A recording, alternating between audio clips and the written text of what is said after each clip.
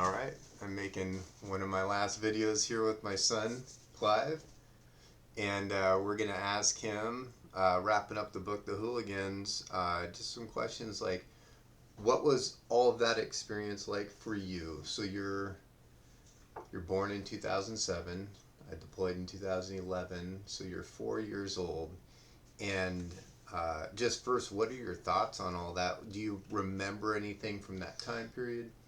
There's not really much to remember from. Hold on. There's not much for me to remember much. Again, I was four, so it's not expected I would remember some of it. But I can get glimpses of maybe what it was like, but it's not too accurate. When when things happen like Veterans Day comes around and stuff like that, what do you think of about my service? I guess what thoughts come to mind and stuff like that. It is something I look forward to, and I do understand the importance of it, especially since I saw firsthand what warfare does to people, and it's terrible Hmm?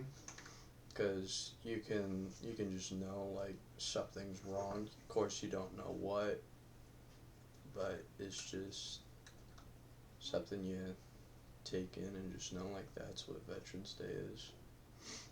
Do you think I've been pretty open about that experience with you?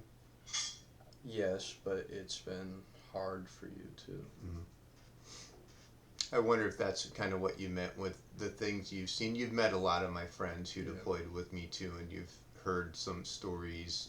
And I don't mean like really, you've heard the stories, I don't think with a lot of graphic detail, but I always tried to kind of project um, the impact of that and some of the struggles we had. And I guess when you, this might be hard to answer, but I guess when you think about me, how do you see me in the context of all of that? Like, do you see me as, um, yeah, I mean, that's kind of challenging. Do you see me as like just a, just dad and he's just there? Do you see me as kind of like a troubled veteran? I mean, do you see different layers? What's it like for you? Just someone who went through hell and was lucky to make it back. Okay, fair enough. So one of the things I did is I brought our favorite stuffed camel on I deployment, remember that. and that guy went out on every mission and every video I took in the vehicles. You can see Duty up there on there. And so, what did that mean to you? What is Duty the combat camel to you? It was it was just nice to see that. I don't know how long I've had that stuffed camel. Just seeing it there, seeing it with you, it's just good to see. There's no real reason to it, but it's just nice. Yeah, well, I was trying to find ways to stay connected to you, and I think when I reflect on that was, um, so two things. One, I'm trying to explain to you I'm going to be gone for a year, and that's really hard to do to a 4 year old who's only had 4 years of life, right? Right. Like a year is forever. And so I'm trying to stay connected and all that. But I think also when I think back on that, I had a lot of emotional pain too, and I'm trying to think of ways that I can stay bonded to you. So Duty represented, I think, our, it was symbolic of our bond, and It so I was. made this book and something I could give to you. And yeah, I mean, do you have any further thoughts on just the book and that process, and what was that like to see that happen? You know. It was just I don't really know how to answer that. Okay. It was just I don't know how to put it. I guess reading the stories, like you said, it's just that connection you tried to make. So, best way that I can say this is that it was just another form of it. Mm? Yeah. That's really all I can say. Okay. And it was a lot of fun. We got to be in the paper and like, Yeah. yeah, and be on the news. And that was, I think it was awesome because people saw it was, and I tried to explain that it was the connection that made the story. I think it was like the intent of making that was just me to make a book for Right. you, and other people were like, oh, that's sweet and it's a good idea. Um, kind of jumping ahead, I'd be really curious about. I have actively tried to dissuade you from going into the military, and I'm kind of conflicted on that because, on one hand, knowing the mental health challenges I had with that deployment, of course, I would never wish that on you, right? That's a hard way to live. But I also know, I'm so bonded with the people I served with, and like the military experience outside of like the violence of, deployment was awesome. And you seem to really like military history, military equipment. I like the military for what it is and what it stands for. What it's being used for is a completely different story. Because thinking of the military, you think of the uniforms, vehicles, of course, like just all the small things that it is and what makes the military. But then when you start to look at what a military is being used for, you start cracks start to form in it, and it starts to raise a lot of questions like, is this really something I want to put my life down for, and not even having the guarantee of making it back alive in one piece? Because damn well be lucky if you make it back at all. Sure. And that depends for like really what it is you're being sent out for. Like Afghanistan was bad enough as is, Iraq, any of the wars really. It's just, is it a good thing or a bad thing of what it is that's going to happen?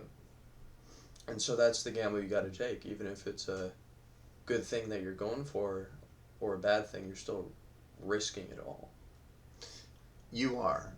And I think I had to resolve some of those conflicts too. And one of the things I found, like at the end of the day, it was just about taking care of the guy next to you. And that sounds like a stereotype, but it was just about the guys. It's not even a stereotype. Like those are the people that you know. Those are the people you're with and possibly going to die with. So of course, like you're going to see them as family, because at the end of the day, you're just trying to make it through with your friends, because that may be the last day that you see them. So you're going to try to keep them alive. You're a wise man. You're it. Yeah.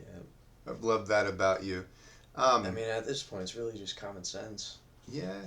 Like, you can try and perceive yourself in someone else's shoes, and really, like, put down what it is. But for me, I don't know what that's like on a personal level. Like, I can only sympathize, really.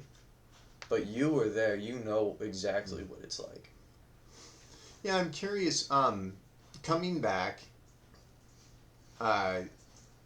still pretty young, but you obviously have grown older, observing me, and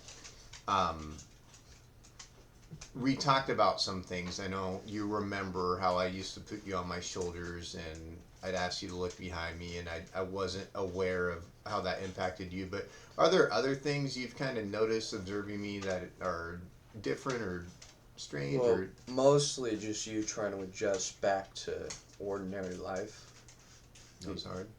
And just to like kind of touch on the whole looking back part of thing, like any time that you said that, really, it was just something that made sense to do it, because a part of that is true. Like at any point, someone could come up. So I kind of looked at it as not as a way of like trying to cope with the military life, just something for general safety, because that is a possibility. And so it just made sense. Like, if that ever did happen, we would be prepared for it. Yeah, I think the problem was I was trying to prepare for everything 24/7, and it's a hard way of living, like not feeling safe, and I didn't want to make your world unsafe. Did I make your world unsafe? No. Okay. So one of the things you did do, which made me feel really good because I'm living in an unsafe world, is you went to karate jiu-jitsu. Right. Tell me, or tell everyone a bit about that. It was fun. It was very fun. Not learning how to fight, um, learning, and that's just kind of two things to it. But the part that makes it fun are the people that you meet and the people that you have friendships with. Sure. And that's the part of it that makes it fun. And then there's the learning how to fight part. Is when you learn how to fight, you learn how to fight. You learn a lot of ways to disarm someone, de-escalate the situation, having the odds in your favor, and knowing, well, how to kill someone. Because fighting is violent. And in a lot of forms, even if it's simply just self-defense, a lot of things can go wrong. Mm-hmm. And you learn how to, I guess, manipulate that, okay, to say the least. Because you can have 2-3 guys on you, but you can manipulate it into a way where you can pick them off one by one. And that's just what you learn. You learn how to turn those odds in your favor at the best of your own ability. And how high did you go in your rank? I went all the way from a white belt, which is your complete newbie, to a black belt, knowing you've made it all the way through. Of course, there were higher ranks above that, but just making black belt alone proves enough. And don't kill anyone, by the way. Yeah, don't. Don't ever do that. So, more than knowing, but I get what you were saying. Yeah. Like unexpected things can happen when you fight, and that's, you got to be careful. And that's a part of it. With that, yeah. Because what I've learned is really violent, and even if it's just a small slip up, it can be a very bad outcome. I remember. So I that's one thing that's hard because you live in Spokane, I live in Vancouver, and so I don't get to go to the things that are like Monday to Friday like that was. But when COVID hit, one of the advantage was you were up with me during the weekday, and I got to do video sessions of your karate jiu-jitsu with you, and I just remember how really aggressive and violent it was, which I am completely fine with, but it was made me feel really good about your ability to. Yeah, like I said, it's violent. It was violent, and I can pretty objectively measure on a scale of violence that was Warhorse Academy in Spokane. Shout out to them, they were very good. And then I just want to go back to like any kind of reflections, like what does my service mean to you? And I just wanted it before I kind of load you into that. I'd entered the military because I was laid off from my job. And I wanted, of course, I always want to work, but it was an opportunity for me. I really wanted to make you proud. In the military, you get a lot of awards, and you wear your rank on your sleeve, and like it's just you have this identity about you. Everybody knows who you are by your ranks and awards and stuff. And I really wanted to make you proud, and that's a large reason why I went into it. So. No pressure, nothing like that. I'm just curious. That was part of why I went. Like, what does my service mean to you? That's a tough question. It is yes.